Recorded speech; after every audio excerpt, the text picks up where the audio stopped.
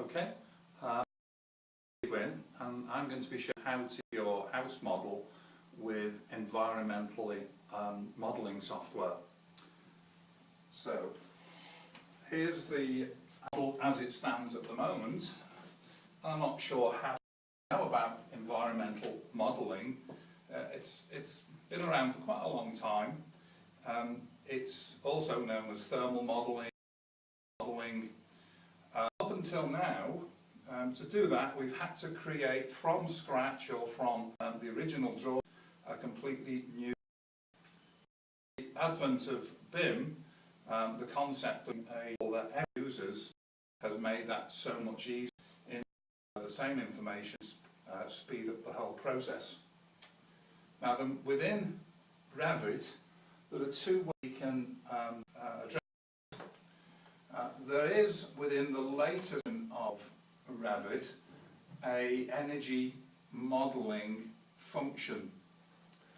It goes under the Analyze tab, and at the end there we have an energy button. Now this has only appeared in the latest version of Revit, and it's probably fair to say that it's in the process of being developed and is relatively new. Certainly, when I try to run it with this model, it's not working terribly well, and that's probably as much to do with software. It actually doesn't sit within the Revit software. It's an online version. I think I'm right in saying that the normal users of it would have to pay on a pay-per-use type of basis for this. For as students, we can access it. As I say, when I've tried with this, it fails. Fortunately, we have a bespoke piece of software that's available to us as well, called IES Virtual Environment. IES, Integrated Environmental Solutions Virtual Environment Software. It's been around a long time. It's popular worldwide of these analysis software, and it works with Revit or separately from it as you. On my laptop, because I've got both Revit and the IES software installed, I get a little toolbar. It sits under Add-in. When I click on that, there's a whole series of along here which allow me to access this software and read the model from Revit into this software and then report back into Revit. It kind of runs in the background. When you go onto the university computers, you probably won't find that toolbar at all. And that's because the IES software is sitting on a server somewhere in the city, and the Revit software is on different computers, therefore the two don't see each other. Not to worry though, because we can still access those via a different route, and it's that route I'm going to show you.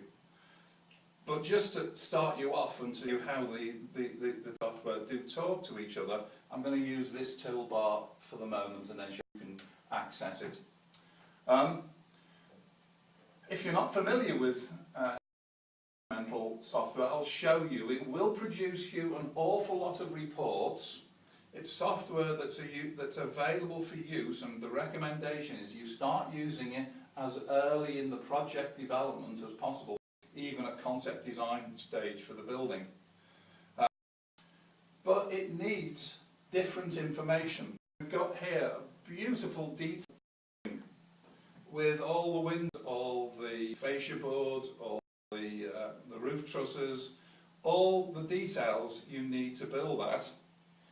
But for environmental modelling, I don't need an awful lot of that. There's a lot of detail that's of not much interest to me.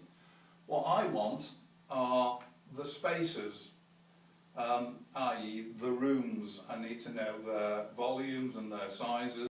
What's particularly important is adjacencies. What's next to what? And notice I use the word spaces because It's not just rooms. For example, this roof space up here is just as important to us because we need to know the energy flow into and out of that. The fact it's not habitable, it's still an important space. And if you think about lots of voids that there are in buildings, suspended ceilings, services riser, lift shafts, all those sorts of things are just as important and need to be designated.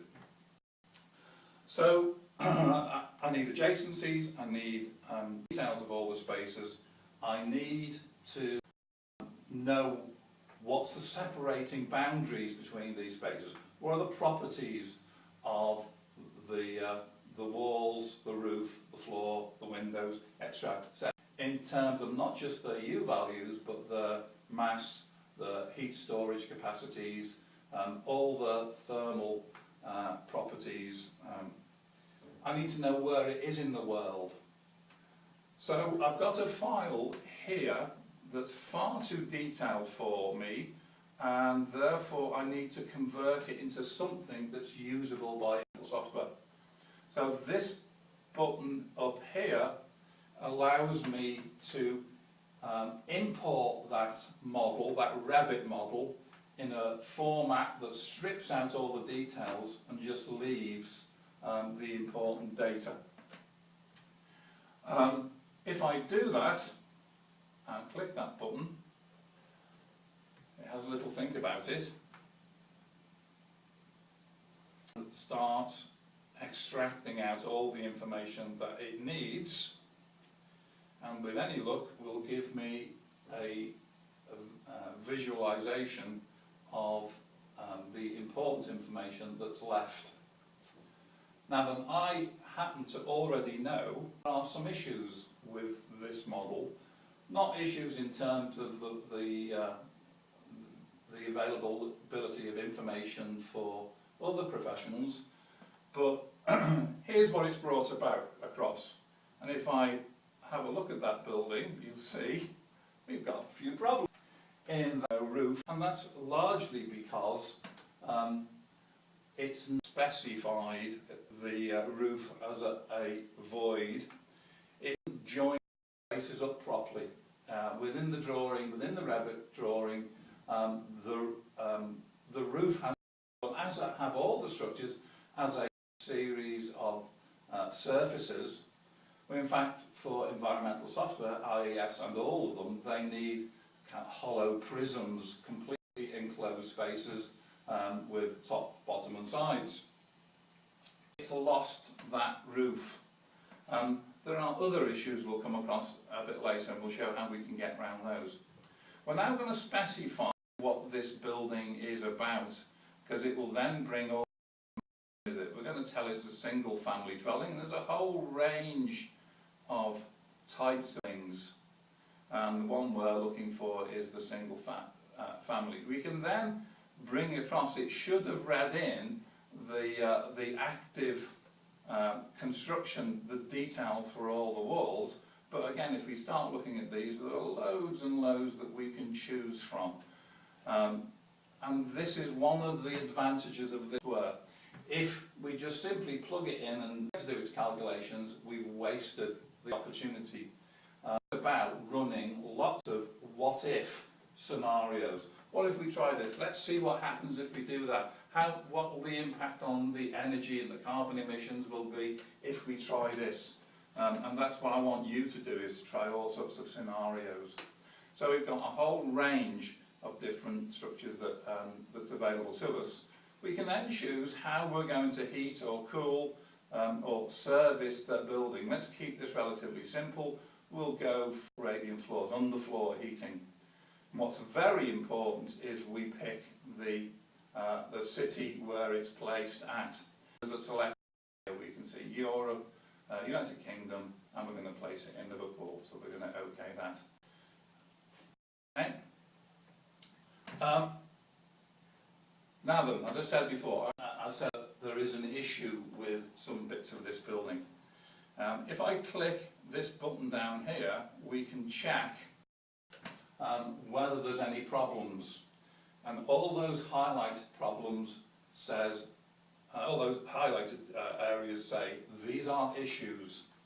And in not all, but virtually every case, there is a disconnect with walls and ceilings. They've been drawn as separate layers and they haven't been attached together.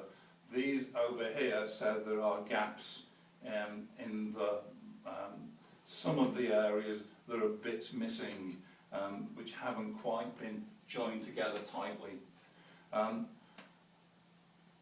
In essence, I should now go back and address all of those issues before I go any further. But we haven't got that opportunity, so I'm going to just accept that for the moment. And then by ticking that box in there, our model is suitable for analysis. It's not, but we're going to analyse it at any rate. So I'm going to OK that. And it already is telling me that I'm losing some surfaces. So with a bit of luck, I should see a model. Well, it's actually performed its calculations and I've got a whole information available to me. And if I click there, you begin to see some of the benefits. I've now got a series of sustainability reports. Now these are really useful even if we're only at design stage. If I open each of these, it gives me a series of reports. Let's make that a little bit bigger. Here's the first one, which is called Climate Metrics, and it's telling me the climate for this building in Liverpool. It gives me the temperature characteristics of the area. For example, you can see from here, for the vast majority of the year, the temperatures above 20 degrees. If we look at warmest month is July, maximum average temperature that achieves in the summer is 30.6 degrees, etc., etc. There's a whole range of these. You can look at average wind speed, 853 millimetres of rain annually. It gives me environmental information that's going to be useful for in its location. And I've got a whole series of these. Some of them are available, some of them are not. The next one is called Climate Index. Oops, again, that's this missing problem. Because of these problems, not all of these will be working yet. There's other analysis. Tell me the approximate carbon dioxide. It can give me the water consumption. It can give me heating and cooling loads. It can assess the daylight. A whole variety of things which can inform your design decisions. They're not definitive at this, but they do allow comparisons, so you can see what you can do, even if you're only at kind of the block drawing stage, when you're kind of playing around with ideas for a building, and you can see before you get started in the detail how you can improve that. Let's show you now how you access this, because you haven't got those buttons.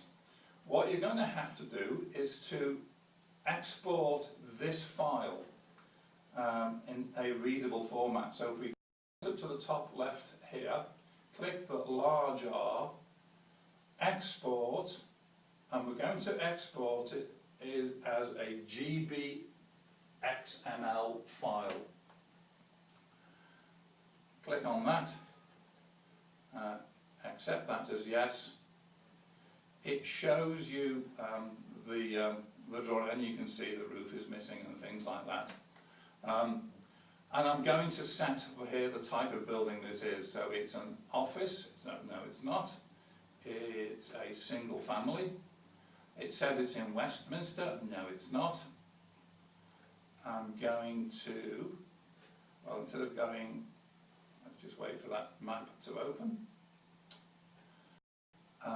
It says it's in Westminster, London, which is the default setting. I'm going to put it into Liverpool. And it shows me a search on that. And there we are, familiar territory. And it tells me the nearest weather station is there at Crosby, not far away. I'm going to select that weather station because weather information for the area is particularly important for this piece of software. So I'm going to select that one.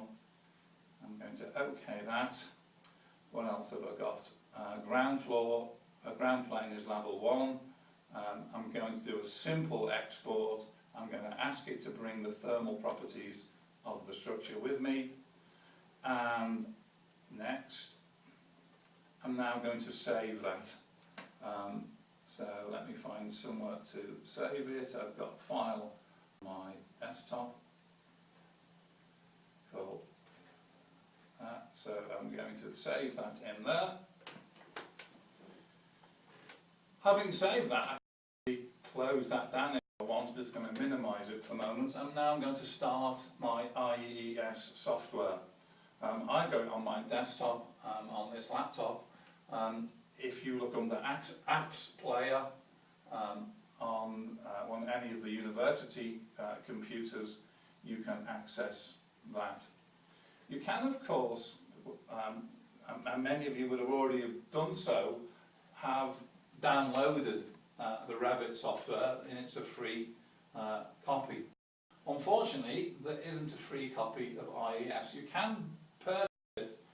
It's going to cost you £50, which I can assure you is an awful lot less than the commercial price for this software, which is probably £1,500 to £1,800.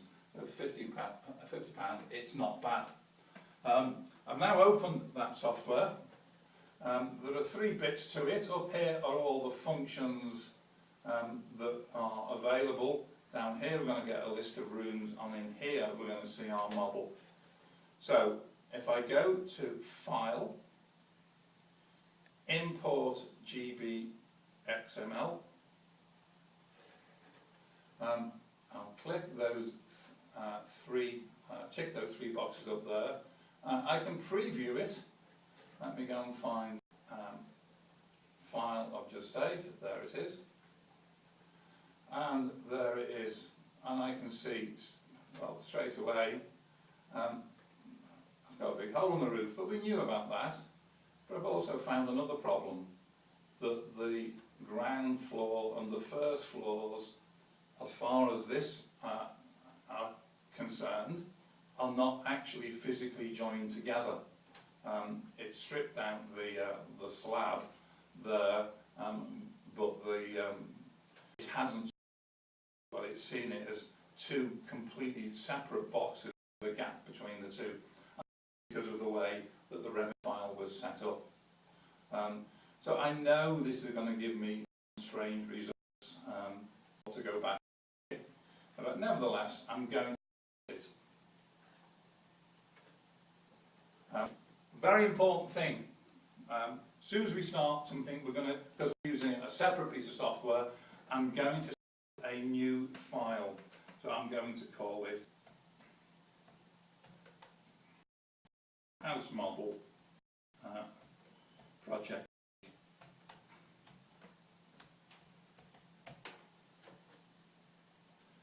And I'm going to save that folder. What is important is, and you'll find that this will set up a whole series of directories and directories. Go back to this screen again, and you can see there some of the issues that we've got. Those subdirectories, it's very important you don't disturb those.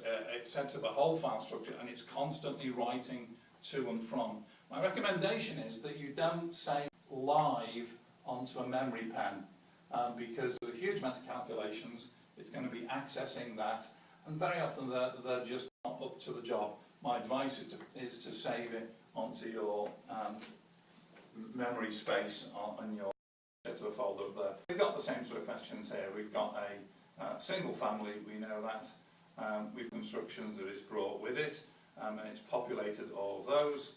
And we're going to choose floor, and it's at Crosby.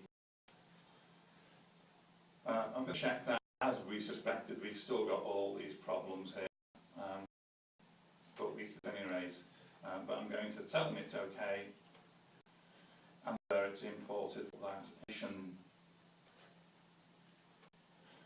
And there it is. It's now imported that and read that information with it, what's and all in this case, into the IES. And it's opened that all these measurements are, all these reports that are really well worth exploring are available to us. And just so here's our model, and you can see down here a list of all the rooms, and with the obvious one that's missing, no roof on it. It's found bits of roof which it thinks are surfaces. It's almost like a tent over the top of the. It's not seeing it as a complete space. To help, if I look at the toolbars at the top here, the one right up here, excuse me, that says Model Viewer, if I click that, I get a visualization of it with our nice transparent roof and these gaps. It is only a vision. I really don't need it. IES Virtual Environment is very much a calculating tool. It's not a drawing tool. It's not. We're not going to use this to build this building. It's about doing a whole series of calculations. You know, it's not the land as well. It somehow hasn't. These here we've got a little bit of the landing, but it hasn't connected all those together. And that's an issue of the original Revit. So I've got those reports. Because I knew there were all these problems, I did have a complete model. I could do one or two things. I could go into Revit and tidy up the Revit model, import it, or I could tidy up this and join all those spaces together. Rather than do that, which will take a bit of time, I've actually, as they say on the cookery programs, here's one I did earlier. So I'm going to close that one down, exit, and I'm going to a version that's had all those issues resolved already. Open project. There it is, and you can see when I open that it does set up, as soon as you start, a whole file structure. And I'm going to open it with that little icon there.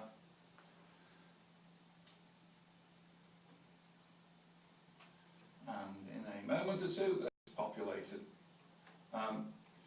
And it's now, if we look at the model viewer, just to see what it looks like, you can see that join the two floors together. We've got a roof and we've got the landing here. The observers amongst you will notice it's a slightly different roof. Doesn't really matter. It's as long as it's at the right correct angle, because as I said, this is a calculation.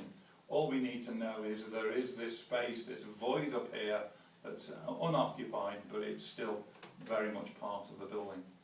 And we can now begin to use this and see exactly what reports we can get. And there's a plethora of things that we can do. I don't have time all. Some of the important ones, if I go to Apache down here, which has got nothing to do with American Indians, stands for Application Programs for Air Conditioning and Heating Engineers. It's a lot more than that actually, but that's a whole range of calculations that I can do. Because this was a Revit model, brought all the information with it. It knows what it's made from. It knows what temperature everything needs to be heated to or cooled to. So I can go straight into calculations. Two separate bits of calculations I can get here.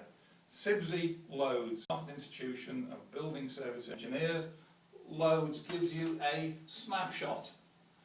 It's used for sizing our heating and cooling plants if we wanted them. If I click on that, it's heat losses and heat gains. So I'm going to ask it to calculate the heating loads and the cooling loads. on a Monday morning in January, it will it already what's the coldest days of the year and what's the hottest days of the year, and it's a slot for those days. Calculate, and we've done it.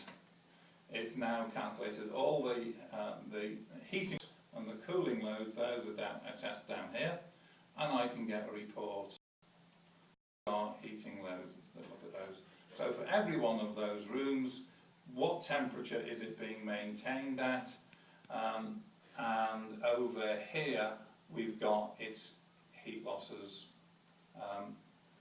throughout the day when it's maintaining those temperatures. We can save those, we can export them. It gives me a complete breakdown of where the energy is going. Is it going to outside? Is it going to inside? Is it through the air, infiltration, etc., etc. Very useful. It's a first snapshot. I can do the same thing if I want the heating. Because, if I go to that button there, because we've said there's no air conditioning here, it doesn't calculate how much cooling, it calculates temperature. In each space, you could expect in the hottest day of the year, and for example, we're getting up to 40 degrees in the porch. You will notice that's got a large glass door and it's facing south, hence that temperature. We've got another one down at a bedroom with 42 degrees. We can use this information to decide whether we need to do anything. If that's not acceptable, we need to do something with it and look at ways of cooling this building down, either in a sustainable way, or if all else fails, do we need some air conditioning? And there are lots of things that we can do, strategies which we could use to cool that building. So that one. Let's go back into Apache, and let's look at this Apache sim. At the bottom is much more of an exacting calculation. Instead of calculating for just one day in winter and one day in summer, it calculates the input and out and storage within the building just every day of the year, but every 6 minutes of every day in the year, using a weather file that's local to this, that's been approved, office, etc. So if I click that here, I'm going to simulate it through the entire year, 1st January to 31st of December, every 6 minutes. I'm going to set it there, and you can actually see now working its way through the year, January, etc. And it's literally millions of calculations. Software is very much a number crunching piece of software. And fortunately, this is a relatively small building, and it will do it relatively quickly. On some of the large buildings we use, you literally go and have your tea while it's doing its calculation. There we go. It's now done all the calculations, and I can get it to write a report with lots of information in it. When you read it through, let's just make that a little bit bigger so you can see it. It tells me the total area of the building, etc. First bits of information in the first couple of boxes are very useful. For example, this building alone, in this part of the world, will have an average annual energy consumption of 9.7 megawatt hours, and will generate 3,949 kilograms of carbon. Again, we can now start strategies by cheating the building, by maybe even changing the orientation to see how we can minimise that. And there are lots of other things. It gives the predictable levels, it gives me the temperatures, maximum and minimum temperatures, and the heating systems. It gives me the loads in each of the rooms, etc. A really powerful piece of information. Although we won't have time now, you can certainly play with some of the other functions in here. Very vital function is we can look at compliance. This is approved software that's approved by building control to predict whether it complies with Part L of the building regs. We can produce the performance certificate which rate the building, and again we can see how we can improve those. We've got analysis. We can produce the daylight in one of those rooms. Let's just have a quick look at the kitchen. I'm going to go to that Flux DL, and I'm going to get to do an analysis calculation. To naught. Oops, missed. Come on. Okay. And it's actually done it already. And it shows you the availability of light through the various windows that we put in, and it gives us a set of results for lighting levels, pure daylighting. This is actually set up. There's the numbers, the scales there. This comes to a pretty. If I didn't push the quality slide, I'd have got a much more inclusive diagram of the daylight, the percentage of outside daylight available inside. I can even produce photorealistic renderings of the inside, but again, an awful long time. For the purpose of this project, you ought to experiment and look at some of those sustainability reports and try changing things and see if you can improve the sustainability of this building.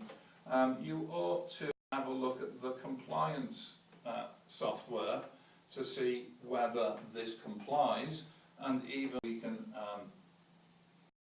create an energy performance certificate, which would probably be the subject of a video, but we can certainly show you how to generate a certificate for this building. But the important thing is you try different scenarios. For that about an hour.